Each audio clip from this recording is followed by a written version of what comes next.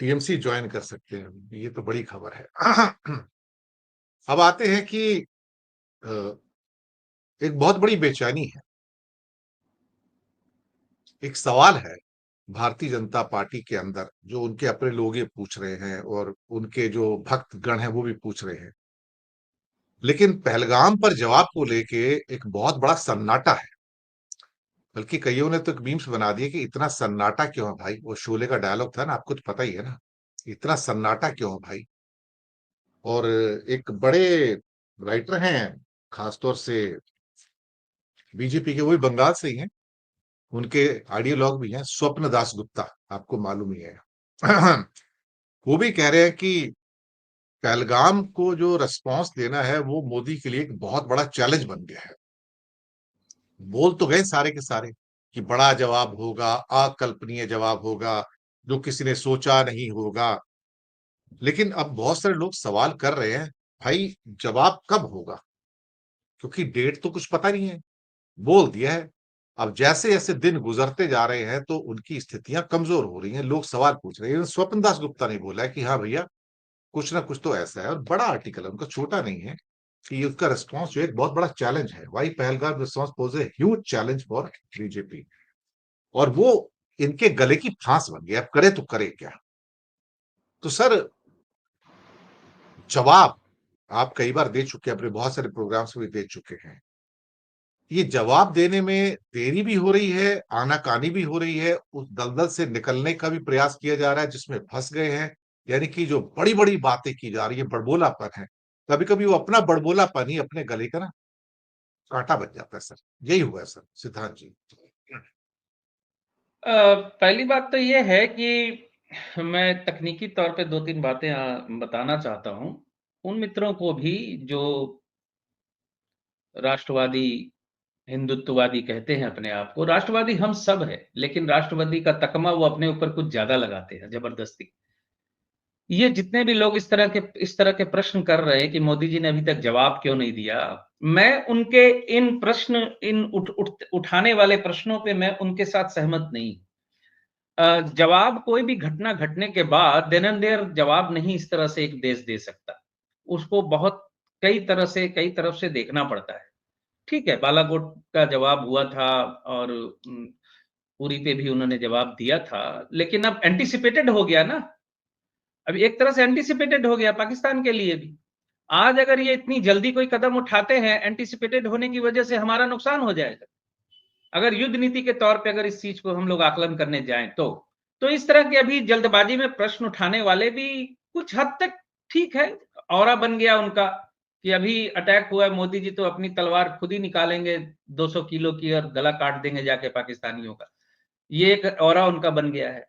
तो इतनी जल्दी ये तो नहीं होता लग रहा, अभी इस बार नहीं होता लग रहा इतनी जल्दी। दूसरी बात है कि एस्ट्रोलॉजिकली मंगल की महादशा भारतवर्ष की शुरू होने वाली है नवंबर 2025 में। और उसके बाद मुझे लगता है कोई बड़ा कदम उस वक्त उठाया जाएगा, क्योंकि ये कुछ 1971 इंदिरा गांधी जी की बहादुरी के किस्से जो बार बार उठते हैं, वो बर्दाश्त हो नहीं रहे हैं। आप तो जानते हैं कांग्रेस की हर बात से इनको थोड़ी चिढ़ रहती है। तो अब इंदिरा गांधी के कद को थोड़ा कैसे छोटा किया जाए, अब ये चिंता भी इनके दिमाग में आ गई है कि कैसे हम ऐसा कुछ करें ताकि वो इंदिरा गांधी जी के 1971 से भी बड़ा हो जाए। ये एक पक्ष है, उसके लिए समय लगेगा। टेक्निकली मैंने एस्ट्रोलॉजिकली बोल दिया, मैंने नवंबर 2025 के बाद मंगल की महादशा शुरू हो रही है। भारतवर्ष एक युद्ध में फंसेगा और जरूर फंसेगा। तकनीकी रूप से अब मैं ये कहना चाहूंगा कि नवंबर में बिहार के चुनाव है और ये हमला अक्टूबर के आसपास करने की कोशिश करेंगे, जैसी कि राजनीतिक चाल भारतीय जनता पार्टी की रही है कि ये ऐसा करके उस वक्त हम चुनावी फसल भी काट पाएंगे। तो अक्टूबर नवंबर दिसंबर के आसपास का जो अम, समय है वो मुझे लगता है इस वक्त कुछ करेंगे ये। दूसरी बात, तकनीकी बात और मैं कहना चाहता हूं, एक एक एक या दो आतंकवादी हमले को बेस करते हुए कोई भी देश उठ के अचानक पूर्ण रूप से किसी देश के ऊपर हमला नहीं कर सकता। आज भारतवर्ष अगर सीधे हमला कर देता है तो भारतवर्ष को तो भाई आजकल इंटरनेशनल कम्युनिटी भी है ना, ये कोई 500 साल पहले वाली बात तो है नहीं कि चलो भाई सैनिकों उठो, आज खाना पीना बाद में करेंगे, उस फलानी रियासत को जीत के ही हम रात का भोजन ग्रहण करेंगे। ऐसी स्थिति तो अब है नहीं, ग्लोबल विलेज का टाइम है और हर देश किसी ना किसी शक्ति के साथ जुड़ा हुआ है। हर जगह कहीं ना कहीं वो एक चुक्तिबद्ध है, जिसको कहते हैं सिग्नेचर करके, वो कई तरह की ट्रीटी में फंसा हुआ है, कई तरह की बातें हैं। आज अचानक अगर हमला कर दे तो ये प्रश्न उठ जाएगा ना कि पाकिस्तान ने तो हमला किया नहीं था, भारत पहले हमला करने का दोषी नहीं बनना चाहेगा निश्चित तौर पे। तो तकनीकी तौर पे सेना के द्वारा हमला अचानक हो जाएगा इस तरीके से, ये थोड़ा-सा ज़्यादा डिमांड या ज़्यादा उच्चाशा लोग कर रहे हैं। मुझे नहीं लगता इतनी आसानी से ये होगा।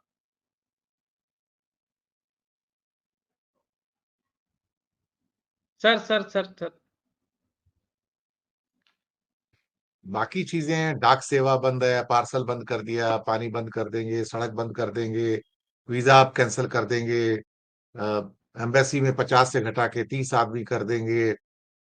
ये इनका कोई मतलब नहीं रह जाता ना, कोई मीनिंग नहीं है, बिल्कुल मीनिंगलेस चीजें हैं।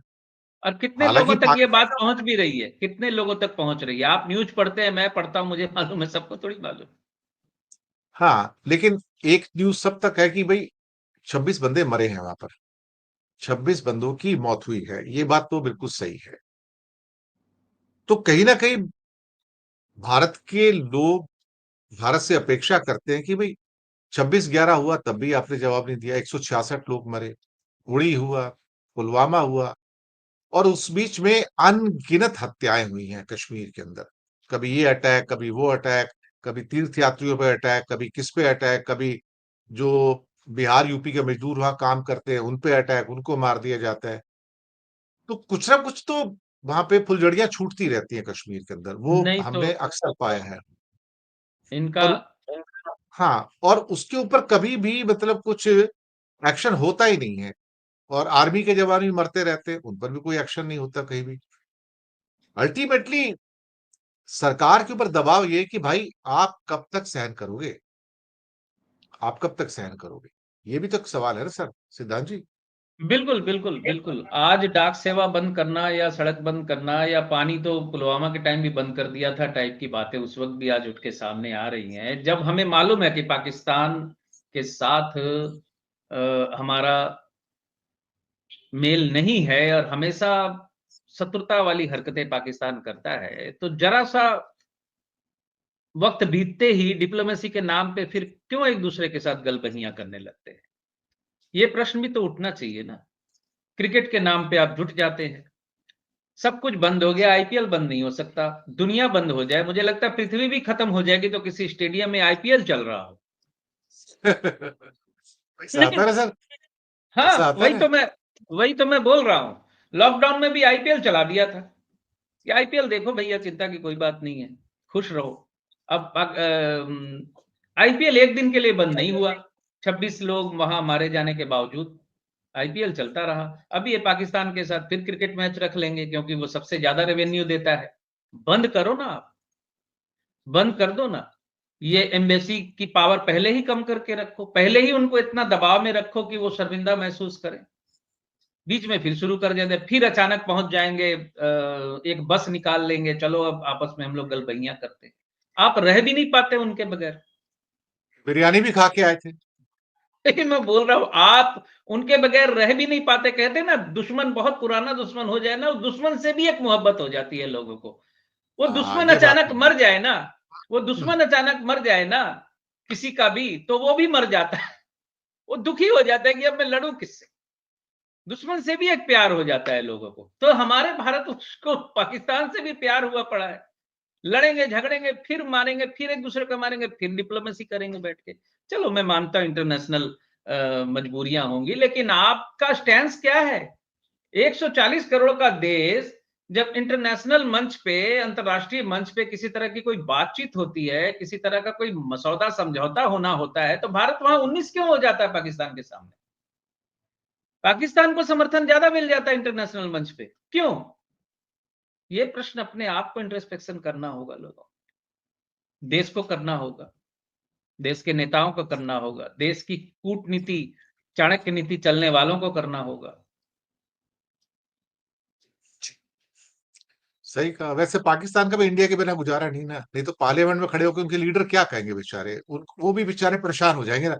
अगर इंडिया के रूप में उनके पास कोई दुश्मन नहीं है तो उनकी तो जिंदगी तबाह हो जाएगी। सच्ची बात तो ये है। उनकी पॉलिटिकल कैरियर कहाँ से बनेगा? वो भी, उनके लिए भी इंडिया जरूरी है एक्चुअली, वो क्योंकि एक सुबह से गाना लेकर है, शाम तक वहां भी इंडिया की बात ही होती रहती है। एक गाना है, पहली लाइन मिस कर जा रहा हूँ, दूसरी लाइन ये है, ये दिल तुम्हारे प्यार का प्यासा है दोस्तों, या ऐसे करके कुछ है। हाँ, जी है, जी है। मैंने एक दूसरे के बगैर चलता नहीं है, इस टाइप का एक गाना है। पहली लाइन फिर अगले प्रोग्राम में ढूंढ के याद रखूंगा, मैं बोल जी, दूंगा जी। कि पिछले अभी उन्होंने बार वो ये। वहाँ पे एफएम स्टेशन पे लता मंगेशकर, किशोर कुमार के गाने बंद कर दिए पाकिस्तान में। हम्म, तो ठीक है, थोड़े दिन बाद फिर शुरू हो जाएँगे। लोग वैसे ही सुनते रहते हैं यूट्यूब पे, कहाँ के गानों को क्या, गाना तो कोई भी डाउनलोड करके सुन लेता है, कभी भी सुन लेता है। आज की डेट में तो इतनी फैसिलिटी हो गई है। अब कुछ आते हैं नहीं है। अगले मुद्दे पे सर। ये मुद्दा लास्ट में लेता हूँ, उसको एक छोटा सवाल पहले ले लूँ। हाँ हाँ, वो ये है कि मोदी जी को इंदिरा गांधी से ऊपर जाने की बड़ी तमन्ना है। वही वही जब वही हमारे बात मैं बोला था। 50 50 साल विक्ट्री के जब हुए थे, जब हमारे 1971 के 50 साल हुए थे, तो विजय दिवस मनाया गया था सेना के लिए। तो मोदी जी ने इस बात को देखा कि किसी भी हालत में इंदिरा गांधी का नाम नहीं आना चाहिए स्पीच में। उसको क्रेडिट नहीं देना है, सेना को क्रेडिट देना है। और उस टाइम रामनाथ कोविंद हमारे भारत के राष्ट्रपति थे, तो 50 साल मनाने के लिए वो बांग्लादेश चले गए। तो वहां पे शेख हसीना थी, तब प्राइम मिनिस्टर। तो रामनाथ कोविंद को स्पीच लिख के दी कि इंदिरा गांधी का नाम मत लेना, कि इंदिरा गांधी ने वॉर करवाई और ये बांग्लादेश आजाद हुआ। लेकिन शेख हसीना ने कई बार इंदिरा गांधी का नाम लिया, तो रामनाथ कोविंद का चेहरा बेचारों का फक पड़ गया सामने, कि यार मैं ये क्या, मेरे बॉस ने तो बोला था कि नाम मत लेना, ये तो नाम पे नाम लिए जा रहे हैं। वो दिक्कत हो गई। अब मोदी जी को एक लंबी लकीर खींचनी है, जो 1971 से बड़ी हो। अब 1971 की लकीर दोबारा खींची नहीं जा सकती, इतना बड़ा इतिहास नहीं दोहराया जा सकता। लेकिन वो क्या है ना, जाना तो चाहते हैं राजनीति से, लेकिन एक माचो मैन बन के, एक इतना बड़ा हीरो बन के कि मुझ जैसा कोई नहीं आया, कि मैं इंदिरा गांधी से भी बड़ा हूं। लेकिन वो होता नजर नहीं आता, क्योंकि इंदिरा गांधी, उसके बारे में, इंदिरा गांधी के बारे में एक फेमस है एक वर्ड, कि हिंदुस्तान में जितने भी प्राइम मिनिस्टर हुए ना, उनमें से मर्द एक ही था जिसका नाम इंदिरा गांधी था। बाकी कोई मर्दों के लायक थे नहीं, एक्चुअली देखा जाए तो यही ये। यही बात यही बात ममता बनर्जी पे लागू होती है। पश्चिम बंगाल में टीएमसी पार्टी में बातों बातों में लोग कहते हैं कि तृणमूल कांग्रेस में एक ही मर्द है, वो है ममता बनर्जी। तो ये मोदी जी की बड़ी परम इच्छा है कि भाई इंदिरा गांधी से ऊपर जाएं, वो उनसे बड़ा कुछ करके दिखाएं। इसके बारे में बताइए। आपके पास तो दोनों की कुंडलियां होंगी, कुछ ना कुछ सितारे होंगे, बताइए जरा कुछ। नहीं, मैं मोदी जी की कुंडली और भारत की कुंडली की जो अंतर्दशा, सॉरी, अंतर्दशा शुरू होने वाली है मंगल की, महादशा शुरू होने वाली जो मंगल की, भारत की कुंडली की, और इधर मोदी जी की मंगल की महादशा चल रही है। नवंबर के बाद मैं एंटिसिपेट कर रहा हूँ, एस्ट्रोलॉजिकल एंटिसिपेट कर रहा हूँ कि कुछ बड़ी घटना वो घटा देंगे। उसका फायदा नुकसान तो बाद में देखा जाएगा, क्या होगा नहीं होगा। लेकिन मोदी जी कुंडली के अनुसार, ज्योतिषीय स्थिति के अनुसार कमजोर स्थिति में है। वो माने ना माने, जिद में उनके समर्थक माने ना माने, वो ऐसा कोई भी कदम बड़ा उठाने के चक्कर में वो मुश्किल में ही पड़ेंगे आने वाले समय में। वो बहुत ज्यादा उनको फायदा मिलता नजर नहीं आता। और विवेकानंद जी की एक बड़ी प्रसिद्ध कहावत है, एक लाइन की, कि छोटी सोच के साथ महान काम नहीं किए जा सकते। हम्म। महान काम करने के लिए अपनी सोच बड़ी रखनी होती है। तो वहाँ ये चीज़ आ जाती है कि किसी को नीचा दिखाने के लिए अगर आप कोई कोशिश करते हैं, तो आप उतना सफल नहीं हो पाते। ये रोज़मर्रा की ज़िंदगी में लोगों के ऊपर लागू होता है ये बात उन पे लागू होती है। तो समय तो है, नवंबर-दिसंबर ज्योतिषी दृष्टि से किसी बड़ी घटना के आसार हैं। और मंगल का सिंह राशि में जाते ही छिटपुट घटनाएं शुरू हो जाएंगी। जून जून जुलाई के आसपास, अगस्त के आसपास। जी। आखिरी एक प्रश्न पे आते हैं। राहुल गांधी, वो भारतीय जनता पार्टी जो सुबह से लेकर शाम तक जाति के विरुद्ध रहती थी, और बटेंगे और कटेंगे के नारे पे तो इलेक्शन भी जीत लिए उन लोगों ने। हिंदुओं को एक रहना होगा, कोई जाति नहीं, कुछ नहीं, सब एक हैं, ये भागवत जी भी कहते हैं। लेकिन सबको पता है कि वो खुद तो चित्पावनी ब्राह्मण है। उनको पूछो कि किसी शूद्र को जरा एक आरएसएस का सरसंघ चालक बना ले फिर। वो तो बनाते नहीं ना। उनको तो वो तो बेचारे नीचे क्या कहते हैं ना कि झाड़ू मारने के लिए ना सारे के सारे तो बातें दे करने के लिए, प्रवचन देने के लिए तो बहुत कुछ हो जाता है इनका। लेकिन राहुल गांधी ने अकेले दम पर, बाकी कोई उनके साथ में इतना फाइट नहीं किया, अकेले दम पर उस आदमी ने मोदी को उस दोराहे पर लाकर खड़ा कर दिया, जहां उसे भी हिंदुत्व का एजेंडा छोड़कर जातिवादी एजेंडा पे आना पड़ा कि भाई हिंदुस्तान की असली सच्चाई धर्म नहीं है, मजहब नहीं है, असली सच्चाई जाति है। और जब तक उसके ऊपर चोट नहीं मारी जाएगी तब तक कुछ नहीं होगा। लेकिन इस ढंग से तो जातिगत जनगणना अभी तो कराएंगे, उसके बाद फिर पता लग रहा है रिजर्वेशन का पंडोरा बॉक्स खुल जाएगा। भाई कितनी रिजर्वेशन देनी है? पर सरकार की नौकरियां तो है नहीं, तो रिजर्वेशन देंगे कहां से? लेकिन क्या है कि पॉलिटिकल गेम तो बन ही जाता है। पर राहुल ने पटकनी तो दे दी मोदी को, उसी के मैदान पर, उसी के कबड्डी के मैदान पर कहा, देख मैं तुझे घसीट के अपने मैदान पे ले आया हूं, मैं तुझे घसीट के अपने मैदान पे ले आया हूं, अब तू मेरी पिच पे खेल। तो मोदी को मजबूरी में उस पिच पे आके खेलना पड़ रहा है जो राहुल गांधी ने बनाई थी, जातिगत जनगणना की। और वो सफलता मोदी की नहीं, ये सफलता राहुल गांधी की है सर। सिद्धांत सहगल जी। बिल्कुल, बिल्कुल, बिल्कुल। राहुल गांधी जी की अंतर्दशा तो है अभी 2027 तक उनके फेवर में। आधे अगस्त तक, 2027 तक। राहुल गांधी की स्थिति भी अच्छी है कुंडली के अनुसार, उनका समय भी अच्छा है और कांग्रेस पार्टी, जो मैं पिछले 3-4 महीनों से बोलना शुरू किया मैंने, कि कांग्रेस पार्टी अब रिवाइव करेगी। शनि की महादशा शुरू हुई है उसकी। कांग्रेस रिवाइव करेगी, उसकी पावर भी लौटेगी। और दर्शकों को अगर याद हो तो मैं बार-बार बोले जा रहा था कि 9 मई 2025 के बाद भारतीय जनता पार्टी की स्थिति कमजोर होगी।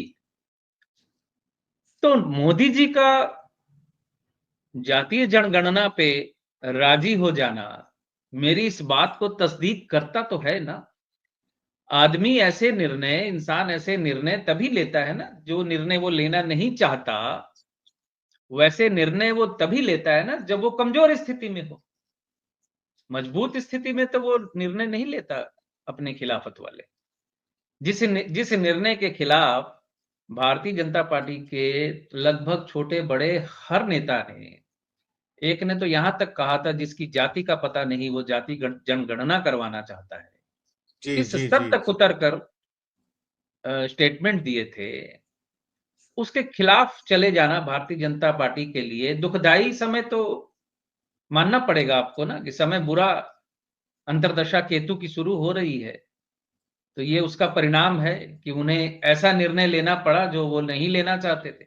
या फिर मैं कहूँगा कि भारतीय जनता पार्टी के किसी नेता को कुछ राजनीति आती नहीं है। मोदी जी बिल्कुल सही करते हैं, मोदी जी बिल्कुल सही काम करते हैं और मोदी जी ने ये किया है। भारतीय जनता पार्टी के नेताओं को ही समझ में नहीं आता मोदी जी क्या करेंगे। तो मैं तो मोदी जी के साथ हूँ। मोदी जी ने किया है ये काम। अब भारतीय जनता पार्टी के नेताओं को अपने आप को प्रश्न करना चाहिए कि हम कहाँ गलत थे। क्योंकि मोदी जी पे वो भरोसा करते हैं ना। एक तो तकिया कलाम भी है कि सेनापति पे भरोसा करो, तो सेनापति पे भरोसा करो आप। लेकिन सेनापति पे भरोसा करते कहाँ है? मोदी जी जाकर पसमानदा मुसलमानों की तारीफ करते हैं, मोदी जी जाकर अरब देशों में जाते हैं, मुस्लिम देशों के साथ अच्छा संबंध बनाने की कोशिश करते हैं और ये नीचे स्तर के लोग पीटने की कोशिश करते हैं उनको। तो ये तो कंट्राडिक्शन वाली बात हो जाती है ना। तो अंतर्दशा जो शुरू हुई है बीजेपी के लिए फरवरी 2026 तक तो अच्छी नहीं है। अभी बहुत सी बातें ऐसी होगी अगले 6-7 महीने में, 6-7 महीनों के अंदर, जो लोग अभी तक सोच नहीं पा रहे हैं कि ऐसा भी हो सकता है।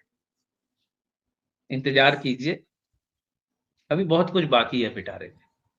इशारा तो मैंने कर दिया और ये बताएगा आने वाले समय में। मैं मोदी जी के साथ हूँ। पिक्चर अभी बाकी है। पिक्चर बाकी है। हम्म। चलिए, कम से कम राहुल ने कम से कम इतनी जो जद्दोजहद की इतने सालों से, अल्टीमेटली मोदी को अपनी पिच पे खिला ही दिया। हालांकि मोदी जी हाँ, अपना स्टेडियम अलग बना रहे थे, हिंदुत्व का स्टेडियम अलग बना रहे थे, लेकिन आखिरकार राहुल उसे अपने स्टेडियम पे खींच के ले ही आया। ये बड़ी सफलता है कि तुम मेरी पिच पे आके खेलो। ये अपने आप में छोटी सफलता नहीं है। बहुत, उसे बहुत बड़ी, कंपेल कर दिया कि तुम जाति को गाली नहीं दे सकते हो हिंदुत्व के नाम पर। तुम बहुत ये बड़ी। बीच में तो ये भी कहते हैं चार ही जातियां हैं, एक पुरुष है, एक युवा है, एक महिला है, एक किसान है, ऐसे भी निकाला था, ये चार ही जातियां हैं। ये सब टोटकेबाजी अब खत्म हो गई ना। अब पंडोरा बॉक्स खुला है, अब देखते हैं क्या होता है। बिल्कुल, बिल्कुल। अभी तो मधुमक्खी के छत्ते में, झुंड में हाथ डाला है मोदी जी ने अभी तो। मंडल मंडल के मुकाबले के लिए कमंडल उतारा गया था, और मंडल और कमंडल की राजनीति चल रही है 1990 से, 89-88 से। अब वापस अब कमंडल पे मंडल भारी पड़ता हुआ लग रहा है, क्योंकि आखिर भूख व्यक्तिगत सम्मान भी तो बड़ी चीज है। आखिर कब तक कोई झेलेगा सिर्फ एक धर्म और एक राजनीति के ऊपर? बाकी भारतवर्ष, पता नहीं, मुझे व्यक्तिगत मेरी बात है, मेरी टिप्पणी का कोई बुरा ना माने। मैं अक्सर बोलता हूं कि भारतवर्ष के अंदर एक गुलामी मानसिकता है लोगों के अंदर, क्योंकि क्लाइव लॉयड का बड़ा फेमस कथन है कि जब हम हुमायूं को कि किसको कलकत्ता दखल कर रहे थे, कि किसके साथ लड़ाई हुई थी, जब हम विक्ट्री लैप कर रहे थे, कुछ 100 लोग थे क्लाइव लॉयड के साथ, और हजारों की संख्या में भारतीय सड़क पे खड़े होकर देख रहे थे। बोले एक एक पत्थर अगर उठा के मार दिया होता उस वक्त क्लाइव लॉयड को, तो अंग्रेजी शासन आता ही नहीं भारतवर्ष। सही बात है। तो मैंने और वो हो पिछली बार जो मैंने बात कही थी, दो बातें, उसमें आज एक बात की और बढ़ोतरी कर रहा हूं। मेरी उस बात की वजह से मुझे फोन भी आए कुछ, बोले आप क्या बोलते हैं सर, मैंने क्या बोल दिया आपने? वो जो मैंने कहा ना कि भारतवर्ष के जो व्यक्ति है वो जन्म लेता है पूजा करने के लिए, 2 वर्ष की उम्र में उसके हाथ में अगरबत्ती पकड़ा दी जाती है और मरते दम तक वो अगरबत्ती लिए खड़ा रहता है। तो 5 घंटे 4 घंटे वो पूजा के नाम पे, या साल में कम से कम कितने दिन वो तीर्थ यात्राओं के नाम पे नष्ट करता है गृहस्थ आश्रम के वक्त। मैं अक्सर कहता हूं कि भारतवर्ष की जो वर्ण आश्रम व्यवस्था थी बहुत बेहतरीन व्यवस्था, लेकिन उसका मिसयूज किया गया है। ब्रह्मचर्य के वक्त उसको संन्यास आश्रम सिखाते हैं, या गृहस्थ आश्रम के वक्त उसको संन्यास आश्रम का ज्ञान देते हैं। संन्यास आश्रम के वक्त जो है व्यक्ति वो गृहस्थ आश्रम में घुस रहा है। अब मैं नाम नहीं लूंगा जिसका अभी अभी विवाह हुआ, अब सन्यास आश्रम की तरफ उसको जाना था, वो गृहस्थ आश्रम की तरफ चला गया। तो आश्रमों को ही गड़बड़ कर दिया, 10 साल के बच्चे को सन्यास सिखाया जा रहा है। अजीब बात है। ठीक है, ब्रह्मचर्य 25 वर्ष तक, 20 वर्ष तक, एक चौथाई हिस्सा ब्रह्मचर्य का जरूरी है जीवन में उन्नति करने के लिए। उसके बाद वो व्यक्ति गृहस्थ आश्रम में जाता है। अब गृहस्थ आश्रम के वक्त आप संन्यास आश्रम की जैसी हरकतें करेंगे, और संन्यास आश्रम के वक्त आप गृहस्थ आश्रम जैसी हरकतें करेंगे, तो फिर समाज में डिसबैलेंस तो होगा ही। तो पहली बात मैंने ये कही थी कि भारतवर्ष में लोगों का जन्म पूजा करने के लिए होता है, और दूसरी बात मैं आज ये कहने जा रहा हूं कि भारतवर्ष में लोगों का जन्म पूजा और उसके बाद गुलामी करने के लिए होता है।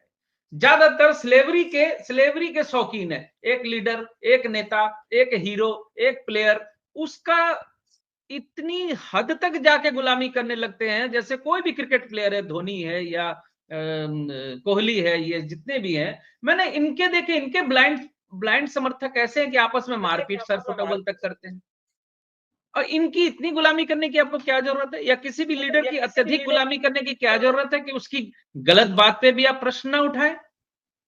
और गुलामी का एक और बहुत बड़ा मतलब मैं एग्जांपल ये देना चाहूं कि हमारे यहाँ पढ़ाई जो होती है, पढ़ाई के साथ ही ज्यादा विशेष करके बंगाल में तो ये है कि हमें नौकरी करनी है, बस हमें नौकरी करनी है।